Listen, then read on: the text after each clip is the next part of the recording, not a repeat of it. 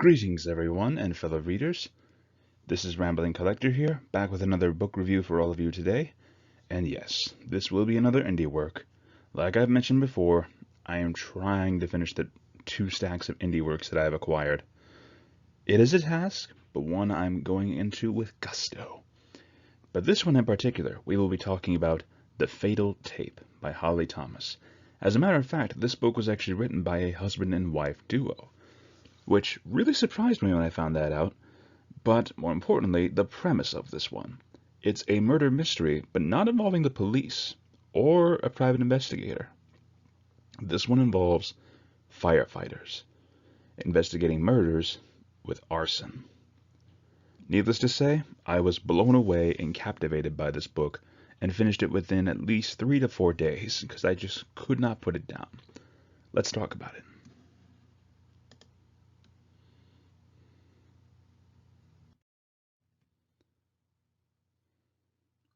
So to give my overall thoughts first, this story was really engaging and an addictive murder mystery involving arson with a unique pair of perspectives.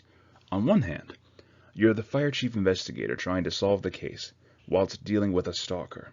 On the other, you're the victim leading up to their death.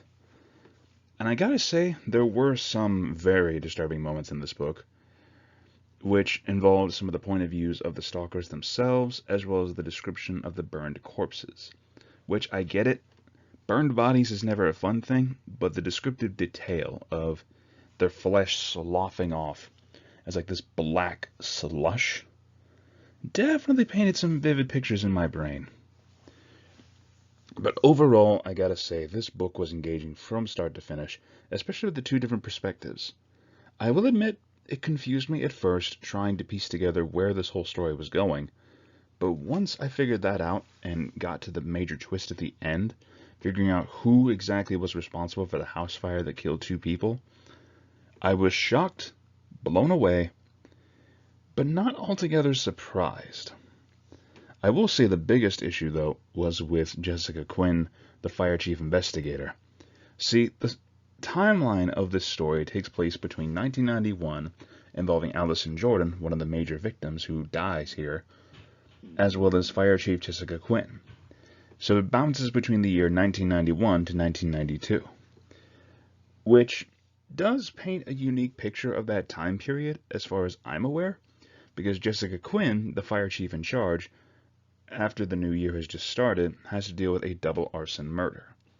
But not only that, but she has to deal with the fact that a lot of folks in the higher-ups, as well as within her own department, do not like her as the new chief, simply because, well, she's female.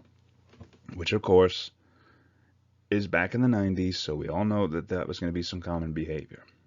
But seeing it up front in the book like that was interesting. But that doesn't deteriorate from Jessica's character. She's not all about, what, you think I can't handle this because I'm a woman? No, she handles it with gusto. Her main problem, though, is that she gets way too attached to the case because she makes it personal. Because the main victim, Allison Jordan, is very similar to her deceased daughter Carly, whom died in a car crash years ago, and whom the family is still reeling from because Jessica Quinn, at this point, is a divorced fire chief with a son who is an alcoholic, a dead daughter, and a husband who wants almost nothing to do with her.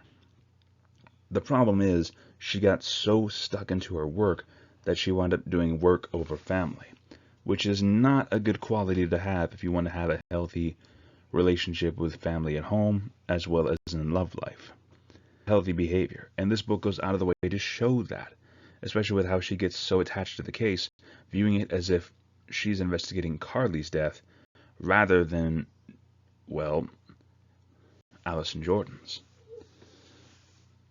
And I gotta say, Allie's perspective, especially with how she was a promising young going off to college, only to run into a boy at a party who woos her, she gives her maidenhood to him, and from there, it just deteriorates with her getting into a toxic relationship, especially after finding out Dan himself is in an abusive household, with his father being one of those misogynistic dudes who believes that women should spend their time cooking and cleaning, and he believes himself to be a faithful Christian, but is an abusive asshole about it.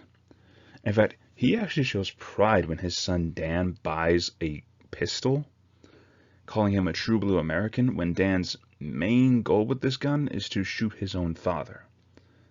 Not exactly the healthiest home life, if you ask me. But that doesn't excuse Dan's actions of constantly using women, and especially when he cheats on Allie, a girl he's currently seeing, to have sex with another woman. Allie finds this, and from there, their relationship just gets more and more toxic, to the point that she eventually just says, "Dude, it's done. I'm not going to have anything more to do with you." Only to then have him continuously stalk her, believing that she is his only good thing for living, which is an unhealthy mentality to have a lot of the times. If you want to be a better person, you need to first of all get some therapy. But by then, the behavior was so ingrained in Dan that it's hard for him to break, especially because he has his father's nasty temper. But overall, this book kept me hooked from start to finish throughout, especially with how short the chapters could be. It's kind of a similar vibe to The Novice. The chapters are only a few pages long, and because of that, it allows the story to be more engaging, because you are finishing more of the story as you continue, bouncing back from time. I'm from 1992, where the case is ongoing, all the way to 1991, where you follow the victim up to the time of their death. But anyways, I think I've talked enough about overall thoughts. Let's go ahead and talk about, well, a little bit of my ramblings here.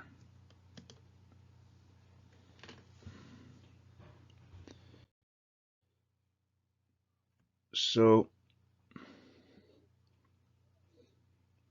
random thoughts here. I gotta say, I didn't know what to expect from this book, but I will say I'm kicking myself for having it sit on my shelf for so long without reading it.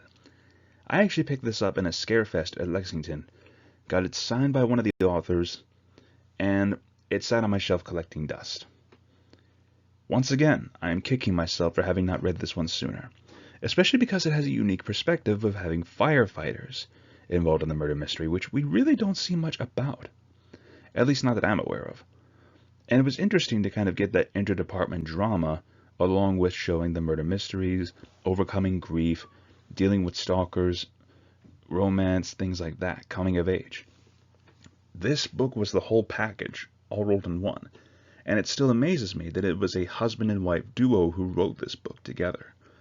That alone amazes me with how cohesive and well they wrote this story. And I gotta say, that was a key factor in making this book as good as it was. So do I recommend this one? Absolutely. Which brings me to the score.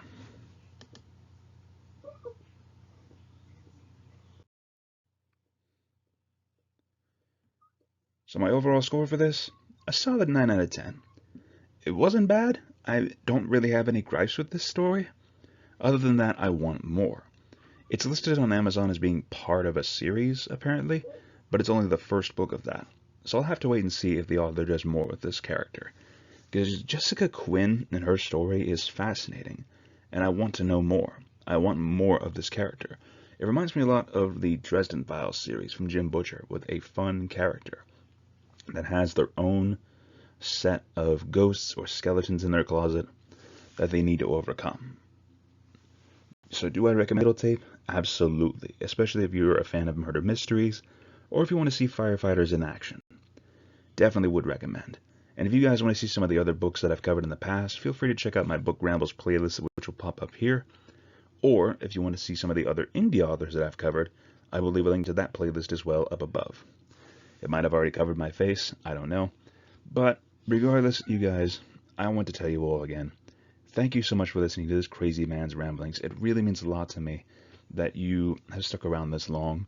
And more importantly, if you have any other indie authors that you want me to talk about, please feel free. But you never know. I might surprise you with some of the books that I talk about on here.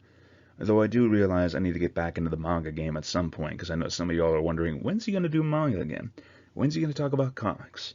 In time, my friends. In time.